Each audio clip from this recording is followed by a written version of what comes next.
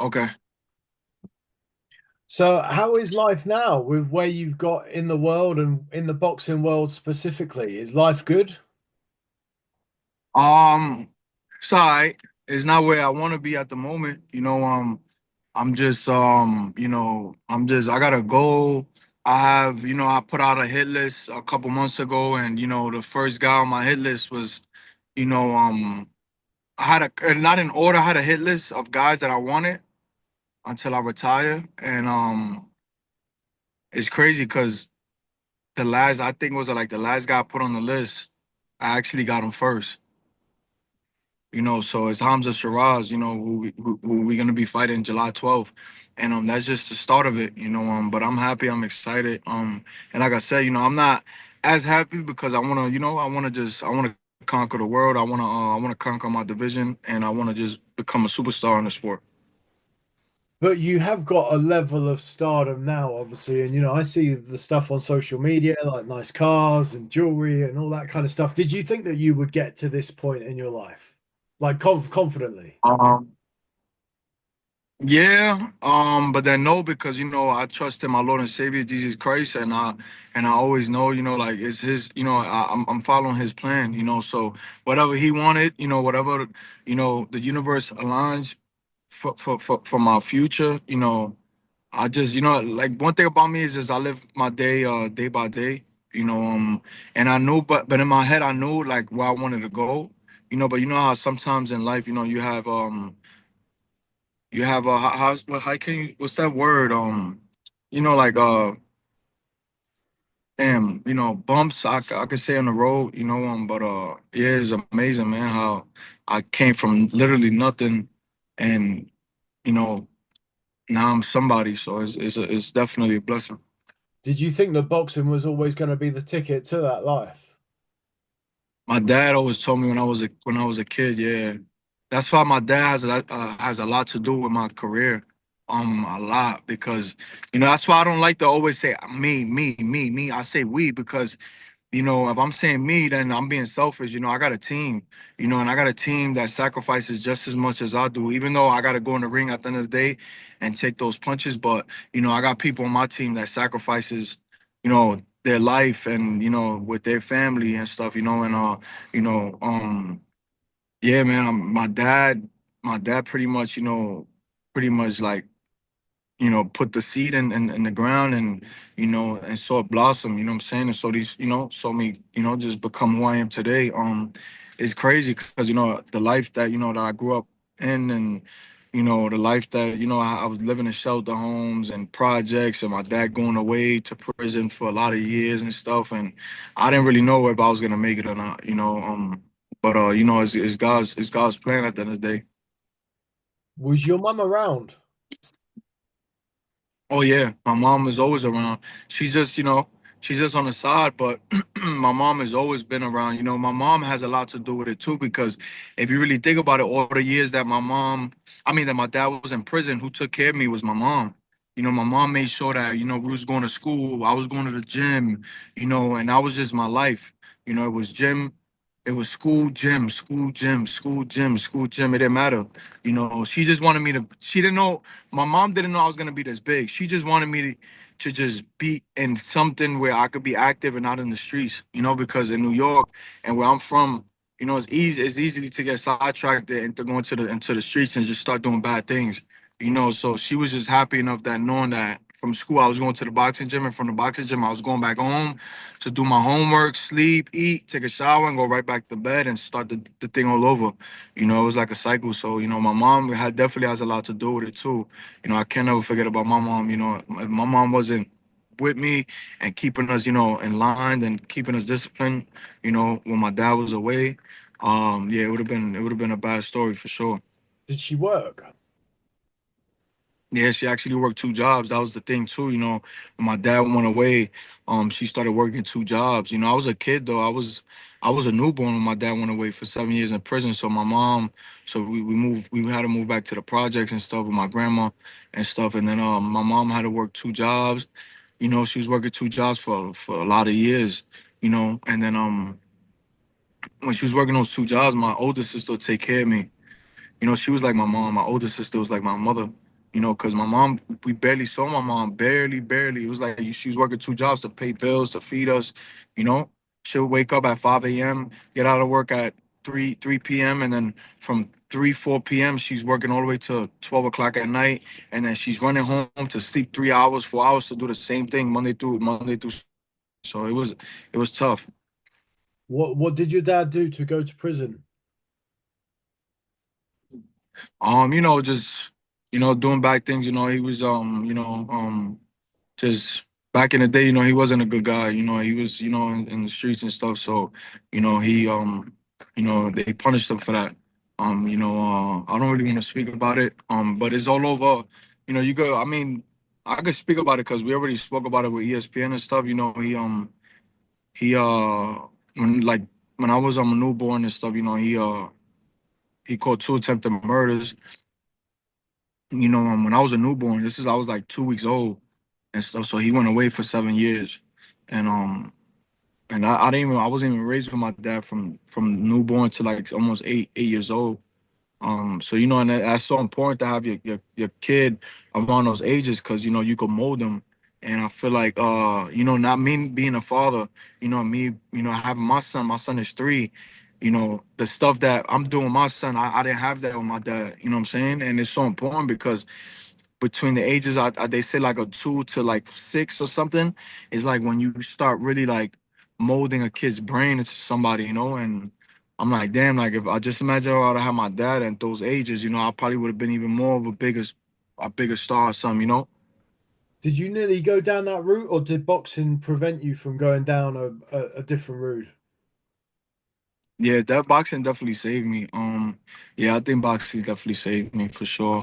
Just cause the simple fact that in New York it's easily to get sidetracked. I feel like New York is just so crazy, and where we come from, from the ghetto, is like it's easily to get influenced by a lot of people out there. You know what I'm saying? Because that's just all you see. Um, so yeah, that boxing definitely saved my life. And I just thank God, that I'm in this deep how deep I am into boxing and how big of a star I became because I always knew I was gonna be destined for greatness though. I just didn't know what. I knew I always had something like that if factor since I was a kid, and I never really knew what it was, but I knew I had something, and a lot of people used to tell me I had a gift, like just my presence was strong and stuff, and just me come walking into a room, I always lit the room up, since a baby. So, I knew I was gonna be somebody, but I just didn't know what. But like you said, yeah, it's New York is super easily to get sidetracked. There's so much going on over there. Did Felix Trinidad have that it factor? Oh, super, super, super. At 2 years old, at 3 years old, when Trinidad lost to Hopkins, to Bernard Hopkins, I had the tape, and I used to put in my DVR. When I was a kid, bro, I was like 4 or 5 years old. I used to put in the DVR, and I used to rewatch the fight. And when he got knocked down and stuff, and he lost, I used to cry. And my mom wanted to burn the DVR because she's like, "Yo, you're not gonna keep fucking putting on the DVR. You're gonna keep putting it on. The DVRs, right? The Yeah, this yeah. you put inside, and the tape. I got the tape, and I'll throw it inside. I watch him lose, and I start crying, and it was just over and over. Like just I watch it start. I start crying. She was like, "Yeah, I'm gonna throw it out because you keep fucking like you keep putting the tape inside the DVR, and you keep crying." And then she wound up taking it away from me because I kept doing it, like always doing it and crying and stuff. I used to watch him and cry, but he had a big hit factor because my family, was real like Puerto Rican from like my whole family's Puerto Rican, but you got the New York Ricans and then you got people that was born in Puerto Rico, you know. Then you got the people that was like born in Puerto Rico. You got Chris' number. Yeah, I'm You still got here. Chris' number. I'm still You can here. see me. Yeah, yeah, I've got you. Um, um, yeah. So we had like a big we had a big impact. My family had a big impact on boxing, and being Puerto Rican. So they used to always like, especially my grandma, she'll always like when Trinidad fought, she'll always get all her old friends together, in the house, packed up with Coors Light. beer cans, they'll cook, you know. And I'm 2 years old watching him fight when he fought Fernando Vargas, when he fought I think too when he fought Oscar De La Hoya, when he fought Bernard Hopkins. Yeah. I seen that too. It was crazy. Yeah. It was definitely like a dope. It was dope growing up and watching, and then all of a sudden I'm boxing. But I've always was a kid that I always liked working out. You know what I'm saying? I always like being active. You know, I was always fighting, like in the projects outside with the younger kids and stuff. So I feel like it was built inside me. I was actually at Trinidad Hopkins. I was there in Madison Square Garden. Oof. Yo, that right there, oh man, that's the most legendary walk I've ever seen in my life. Yeah, that was Like crazy. even watching it now, I still watch it. Like I still go on YouTube and I still put in the Tito Trinidad entrance when he fought Bernard Hopkins on YouTube. I love watching that. That's my goal, to fight at the big arena in Madison Square Garden, do the same thing. Like if we fight Mungia, I want to do the same thing. Like it has to be like that. I think I have the same hit factor, but yeah, he's definitely Trinidad is definitely a big influence in my life So, as a fighter. growing up in Brooklyn, then, were you influenced by Tyson, Riddick Bowe, and that? Were like, do people talk about those guys, or the other the Brooklyn guys, as opposed to the Puerto Rican guys? Yeah, of course, because when I started boxing, I was boxing in Brooklyn. I didn't go to like a barrio. I didn't go to Harlem. I started boxing in Brooklyn with the brothers. With the black people and stuff. So my influence is a lot of different. Is a lot of differences. Because you got me watching Trinidad, but then when I started boxing, I was boxing in Brooklyn. And I was around a lot of black kids. In Star Rack City. Star Rack City was a boxing gym where Zab Judah trained, Danny Jacobs, Louis Collazo, Curtis Stevens, um, who else? Who else? Who else? Who else? Who else? Saddam Ali. The list goes on, bro. These Brooklyn fighters, and I grew up with them, in the gym. So it's dope. It's super dope. That I had to experience that as a fighter. And then eventually I started loving Mike Tyson. You know what I'm saying? 'Cause he's from Brooklyn. He's from Bronzeville. He was gritty. I was born in Brooklyn. My hospital is White Cove Hospital. So that's around Bushwick area and stuff. So I have a big influence on Brooklyn. I walk with Brooklyn. I'm prideful about that. I talk about it because I was born there, and I was raised there too. So I just it's crazy. Like I speak about it, but I speak about I'm from New York, the whole New York City, man, because I done lived in the Bronx when I was in the shelter in Hunts Point. I lived in Webster Project for almost 3 years. You know, my mom moved to Lower East Side to Baruch houses.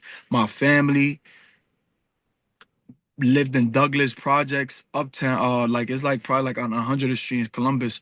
They lived in Douglas Projects for my family. For my mom's side, I lived there for about 50 years. My grandmother, my grandfather, my aunt, my uncles.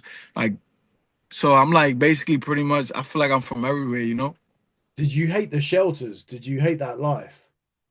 I love. I was a kid, so I didn't really understand it. I didn't really know. I thought everything was cool. I didn't really, it was bad, bro. The walks we had to take to the train, we had to walk like almost 45 minutes to an hour to the train station, especially when it used to be like snowstorms. We used to be bundled up with our coats on because I was in the Bronx, but I had my school in Manhattan. You know what I'm Oh, saying? And then we had to do the school in Manhattan because my grandmother lived like 2 minutes away from the school. So from the Bronx, from the shelter, we'll walk almost an hour to the train, jump on the train, take two trains, boom, get to New York. I mean, get to Manhattan, go to school, and then my grandmother come and pick us up from schools because she lived only 2 hours. Because my mom would work. My mom will always be working two jobs. You know, but the shelter, it's crazy because the shelter, they robbed us. They robbed us. They robbed us when we wasn't inside the house. Thank God. They took everything from us. Um, the shelter was crazy. There was a lot of shootouts, like literally right in front of my building. I saw two of them, like in plain sight. Like I woke up, I heard the shots. I woke up, I looked, I started watching it out the video, just watching everything, like bang bang, them like shooting at each other anyone and stuff. My die? mom grabbed me, boom, huh? Did people die? I don't know. I don't remember, but I know that I was like shatters, like cars. It was just going back like shootouts, like crazy stuff, bro. I was young. I was like 6, 7 years old, and yeah. But for me, the shelter was like dope because like when summertime came, they had the summer camp. So like we used to like go like away, like they used to have like camps and stuff for the kids. So we'll go like to like Bear Mountain, we'll go to water parks and stuff. With all the kids from the shelters, they'll take us on a bus and they'll just take us everywhere. So it was pretty dope. Tell me, obviously you've seen quite a lot of the professional political boxing landscape. How much love for the sport did you have as an amateur? A lot. I love boxing, bro. I'm kind of scared when I retire because boxing is all I know. You know what I'm saying? Boxing is something that I've been doing since I was 7 years old. Um, and me being retired, I'm gonna probably have to find something, definitely to cover that. You know what I'm saying? To go in and basically fulfill me because boxing fulfills me with everything. When I'm angry, when I'm sad, I done been through so much with boxing, bro. That I just love the sport. You know what I'm saying? I love it. I love it. I love it. When I just pulled up to the gym now and I'm excited. You know what I'm saying? I love being in the gym. I love the environment. That's why I make my money. That's why I feed my family. That's where my life changed was in that boxing gym.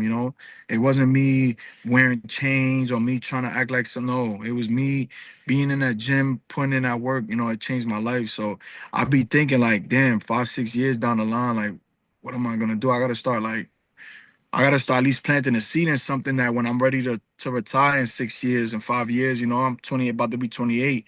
In 5 years, by the time I'm 33, I want to leave. I gotta find something, because a lot of fighters they lose their mind. They start becoming alcoholics. They start, being drug addicts. Not saying that's something I'll do, but it happens. You know what I'm saying? Because of the stress, because they don't live that life no more. They don't have that stardom. They don't, because when you retire, everything slows down. You're not fighting no more. You don't have 20,000 people in front of you watching you fight. You don't have the same people that was on top. And you like it's different. So definitely, I'm starting like to like look at my second love. What I'm like passionate about. And I see. Yeah. And what do you think you'll miss? What do you think you'll miss most then? You sort of alluded to the discipline and the structure, but also the buzz of fight night, I guess, right? I'm definitely gonna miss the discipline for sure. I'll definitely miss the discipline because being in camp it's hard, but it's dope how you could be away for 3, 4 months just training, waking up, eating right, like just bang, bang, bang, bang, bang, bang. So that's something with me that I know like that if I need to get something done, I know how to do it. So that's why I think boxing, because boxing taught me a lot on discipline and being focused. You know what I'm saying? Well, I know for sure one thing I'll miss with boxing is just fighting in front of a crowd of people. That's something that you can't. Money you can't buy that right there. Like you gotta be you gotta be that guy that have 16,000, 17,000 people and fight in front of them. And that's something I'm gonna miss. Like when that day comes, it's like, damn, like, oh, look at Floyd. Floyd is not Floyd. You think Floyd is boxing because he needs money? Floyd got money. He's boxing because it's hard to get away from the sport, man. Like that's why you see all these older men like going in there and just and getting it on, with these exhibitions because it's hard, bro. It's hard to get away from boxing. These guys been doing it for so long since they was kids. So tell me about your knockout run when you turned over into the pros. Was there like an increasing pressure on you as you went up the ladder and started fighting guys to keep chinning these guys early doors? Like, did you feel the pressure every time you fought? Yeah,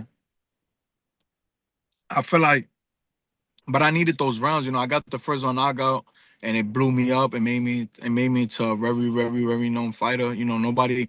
Yo, listen, right now I got 17 first round knockouts. Name any Puerto Rican fighter in Puerto Rican history that has 17 first round knockouts. Nobody. Me. I'm a legend. You know what I mean? I'm a legend. So people could get angry and say, "Oh, this guy's full of himself." But when sorry about that, because I have people calling me. I'm declining the call right now. when you talk about, being a legend, I'm just saying being a legend in that sense, when like I'm already a legend, when it's all said and done. You call Pablo, Brody, tell him that I'm on Zoom. I'm already a legend when it's when it comes to that, when it comes to first round knockouts, you know what I'm saying? In that sense. Did it change you as a fighter? Did you become too reliant on that power, and did you go looking for it more, and like you said, you kind of needed rounds? Nah, nah, nah. Yeah, but I mean, it is what it is. I take it how it came. I got the first round knockouts out the way, and then I started getting those rounds, and I needed those rounds. I feel like if I didn't get those rounds, then I wouldn't be able to. I wouldn't have been ready for Canelo. Because how can I go those? How can I knock people out? But I never been into the 12th, 11th round. And I did that already. So I'm like, I bet, like, let's get it. Like I got those rounds, and I got the experience. How has life changed for you since Canelo? It's cool, just money. Now I'm making a lot more money.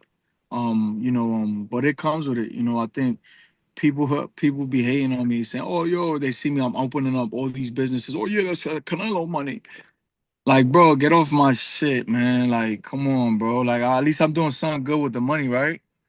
First, I was saying I was gonna go broke. Oh, this kid's gonna go broke. He's buying jewelry. Now I'm buying businesses. Oh, look, that's Canelo's money. If it wasn't for Canelo, you wouldn't be getting it. Like, yo, man, like that's why you can't even pay attention to nobody.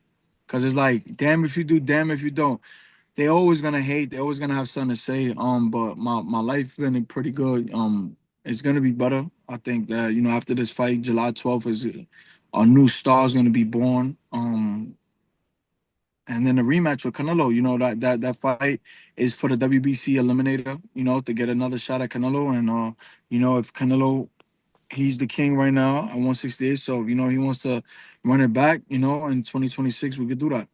You kind of hit the nail on the head there about you can't please all the people all the time, because the same people that said that you were going to get wiped out with by Canelo are now mad at you for being content that you went the distance with him. You're like, well, you thought I was going to get knocked out, and I've lasted the distance with him, so you did better than they thought they said you were going to do, right? Yeah, yeah, that's how, yeah. But like, but you need those people. I'm starting to learn how to just love these type of people. You know what I'm saying? Going in, just love them. Because they make you more famous. Yo, what makes you more famous? People that love you or people that hate you? People that hate you make you more famous in our industry, like in the realm of being a celebrity, whether you're a rapper, a basketball player, boxer, soccer.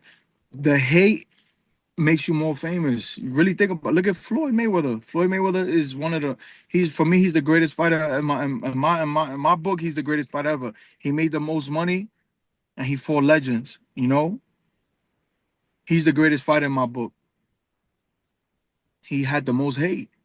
You know how many people when I was growing up wanted Floyd to lose? Oh my God, they betting the house. They was betting their house. Their house. They was betting their house where they lived, betting that he was gonna lose. And he didn't lose. So I'm like, yo, man, like now I'm in that situation. I'm like, oh, I feel like him now. So I'm like, oh, I gotta just learn how to love it. Cause at the end of the day, those same people that talk shit, that yap away, they gonna buy tickets. They're gonna turn on that paper. They're gonna put on that pay-per-view. They're gonna show that they hate me. And then it's my job to make them love me. That's what Floyd did. Floyd made everybody hate him, and then everybody loves Floyd. You got here and there people that hate him, but a lot of people love him. You know what I'm saying? A lot of people respect him.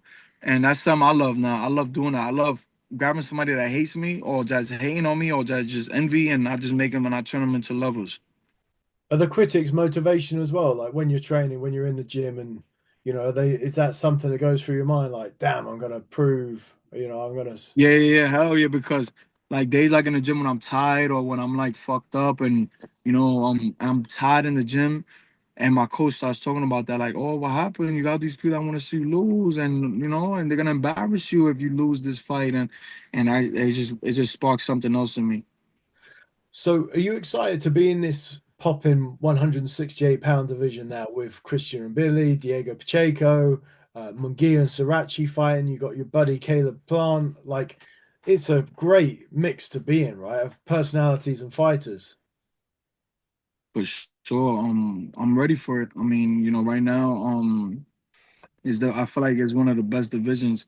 It's one of the best divisions right now, 168. So it's dope. Tell me, Mobili, what do you think of Christian Mobili? He's all right. He's all right. We'll knock Pacheco? him out. He Pacheco? trash. What about Tall, Mungia? lengthy, he's trash. Mongia is good. I think Mongia got his knocked out his last fight. It was for me. I'm gonna be honest, bro. That guy. I think Mongia didn't take him serious at all. That guy only got like four knockouts or something. I swear to God, I don't think he took that guy serious. I don't think he went in there and did what he had to do. You know, What about Caleb Plant? Caleb Penn is trash. Not listen, man. I'm talking. I'm just trolling. But these guys are actually good. Caleb Plant is good. He's a good fighter. But in my book, like because I know he's gonna fight me, he's fucking trash. How good is Hamza Shiraz? Did you watch his fight with Carlos Sadamas? Yeah, he's good. He's good. I think that he's basic. I think he just has a good jab, and he's gonna look to survive with me. I don't think he's gonna come in there and try to win. He's gonna go out there and try to look to. If he comes trying to win a fight, he's gonna get knocked out. Either way, even if he tries to fight, he's gonna get knocked out. But he'll get knocked out faster trying to win the fight. You know what I'm saying? And once he starts feeling these hands on him, the fight's gonna change. You know what I'm saying? Once he feels the jab touching him, boom, the fight's gonna change. It's my job to go in there and just break him down. Do you feel you're in your prime now, or are you a year or two from your prime, or is this prime Like Berlanga? a year. I say like a year. I say like another year. I say by the middle of 2026. I was speaking to your buddy Naji Lopez the other day. He was saying some good things about you. What do you think about Naji Lopez and where he's going to go in his career?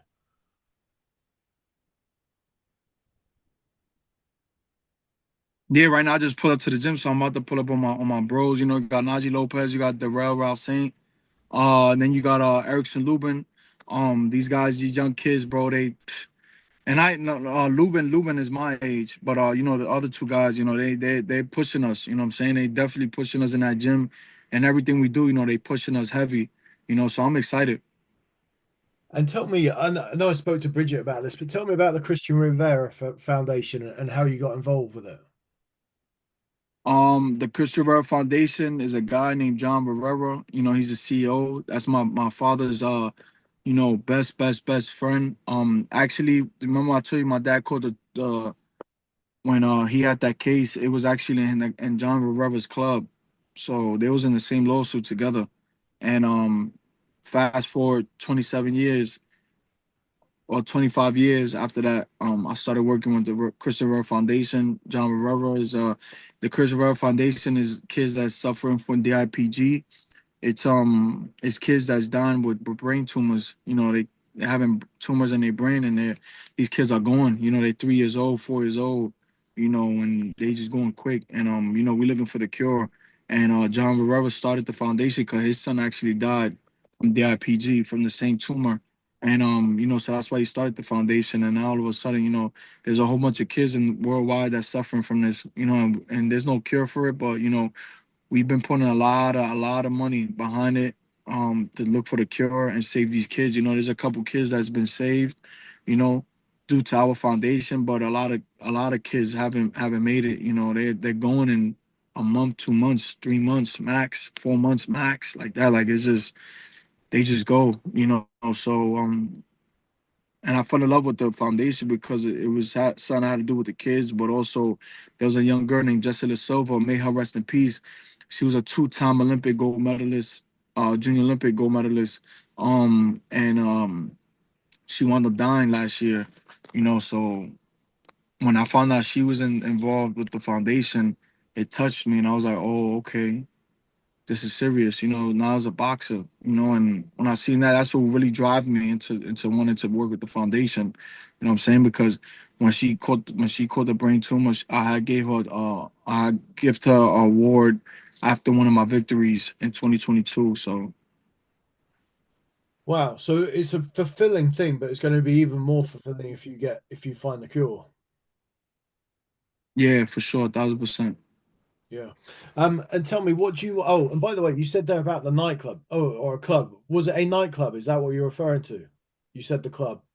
Yeah, yeah, the nightclub. Yeah, yeah. That was John Rivera, the CEO of Chris Rivera. That was his club. Got You know, you. so it's weird how life works, right? Like how they was in something negative together, and then fast forward 25 years, now I'm working with the foundation with these kids, and is actually my dad's best friend. What do you want to achieve from boxing when it's all said and done? Like, what is it about? And obviously, I mean, when you talk about stuff like that, like there's a bigger picture beyond boxing. But like, what do you want to achieve in your life, and what's boxing going to allow you to achieve? Um, just becoming a legend. I want my name to reign in boxing for forever. I want people to talk about me. When they talk about Berlanga, they're gonna always talk about me like, yo, Berlanga, Trinidad, Miguel Cotto, these guys, Floyd Mayweather, Mike Tyson, Andre Ward. I want my name to be in that mix. And that's my goal. What's on the boxing bucket list? What do you need to achieve? You mentioned the big room in Madison Square Garden. What else? What else? What other boxes do you want to tick?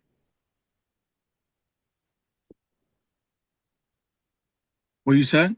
What else is on the boxing bucket list? You mentioned fighting in the big room in Madison Square Garden. What else do you want to do in that respect? But before you retire, are there any sort of venues and places? Bar- Barclays Center. I would love to fight at the Barclays Center. Barclays Center is dope. I think I need to fight there. Is in Brooklyn. Um, I fought at the T-Mobile already twice. Um, yeah, I mean, it's just the Barclays Center that's left. I feel like it's just that one right there. Say you've already fought Canelo. Is there a dream fight that you want more than anything else? I know you mentioned Mongia. I've said about Plant. Is there a fight that you really want to tick off before it's all said and done? Say it again. Is there a fight that you really want to tick off before it's all said and done? I know we said about the Canelo rematch, but in terms of guys you've not fought I yet, want to fight heavyweight. I want to fight heavyweight, two fights. okay. Are you going to fight different classes on the way up? Are you going to go light heavyweight and cruiserweight? I don't know, depending, but I don't know, but I want to fight heavyweight for sure Why is that? Why heavyweight? That's a huge jump. because I got the power, and I think I'm gonna be a lot much stronger at heavyweight. So I want to tell. It's for fun, It's something that I just want to accomplish. I mean, shit. A lot of guys that fought at like middleweight, super middleweights fought at heavyweight from back in the days. Didn't wasn't Roy Jones fighting heavyweight or something or cruiserweight?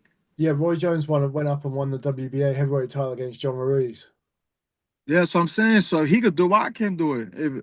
If James Tony didn't James Tony do it, Yeah, James Toney went up to heavyweight as well. Yeah. right? Yeah, that's what I'm saying. So it's like, come on, bro. And these guys was at 160. So you could be fighting someone like an Usyk then, or a Joshua or someone like that. Yeah, these guys, but so that's the problem though. Like in this generation, these guys are 6'8", 7 feet almost. Back in the days, the biggest heavyweight was 6'2". It was my height. You know what I'm saying? Exactly. Does that change things then?